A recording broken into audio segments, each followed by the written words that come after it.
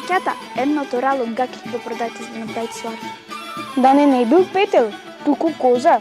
Наши звездички од проектот Училиштата во музеите и музеите во училиштата.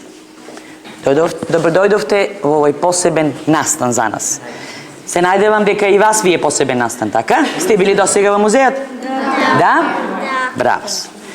Денес сме тука да се подсетиме на убавите моменти. Вашата креативност, вашето учење, нашата традиција, глумењето, во возбудата пред камерата, првите снимања. Сите тие искуства ни покажаа колку е важно да се зачува и пренесе нашето културно наследство на еден нов, жив и модерен начин. Овој проект, како што кажав и претходно, многу ни значи. Не поврза со вас, со вашите наставници и со училиштата од цела држава. Заедно учевме, се смеевме, пробувавме костуми, учевме како да глумиме, како да се движиме низ просторот. Драги наставници, ви благодарам на трудот, на ентузијазмот и убавата со работа. Вие сте вистинскиот поттик на нашата институција да продолжиме да го работиме овој проект. На младите ученици, вие сте звездите на овој проект. Продолжите да светите и понатаму. Ви благодарам.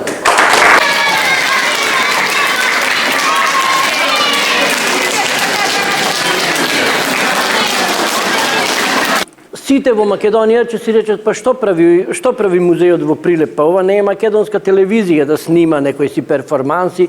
Сакам да ви кажам кратко, во најкратки црти, што правиме ние.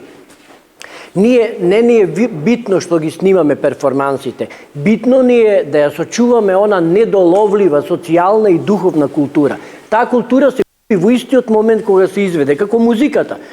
Значи, следната секунда музиката не постои. Затоа е најбитно да ја сочуваме, затоа што е и најмногу на удар на масовната култура.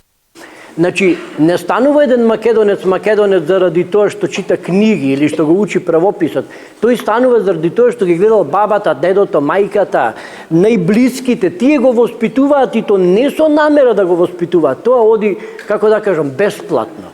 Значи, од стомакот кога се почнува, па до својата година, детето ја усвојува комплетната култура на овој простор. Тоа не е можно. Можете да земите најучен човек на светот, па за 7 години нема да научи ништо.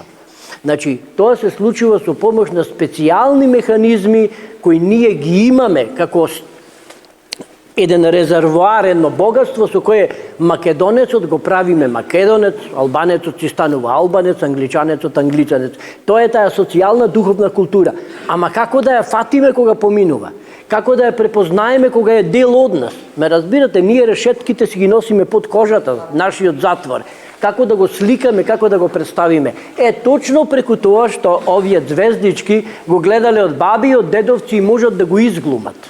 Значи, какви сакате земете глумци, но народниот не може да глуми. Овде ние преку комични перформанси ја представуваме начинот на живот, начинот на социализација и како ние стануваме она што сне. Штеднеш, Ако си овца, Бога ми секој ќе те стриже. Железото се кова, тоа дека е жешко. Доброто со добро се враќа. Да се наместат. Прво сакам да честитам јубилеј 70 години од оформувањето, односно и постоењето на нашиот музеј.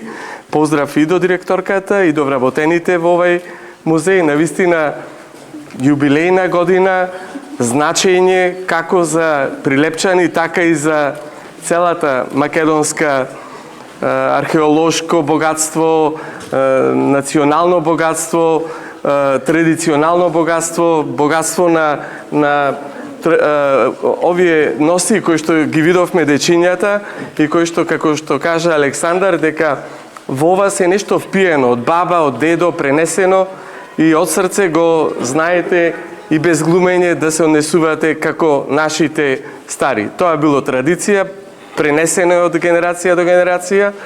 Им благодарам и на директорите, на наставниците кои што прекрасно ги спремиле овие идни глумци, да ги наречам.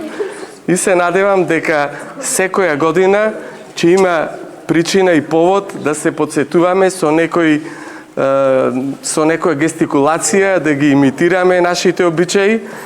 Бидете успешни како во презентирање на нашето културно богатство, така и во пренесување на нашите народни обичаи и адети.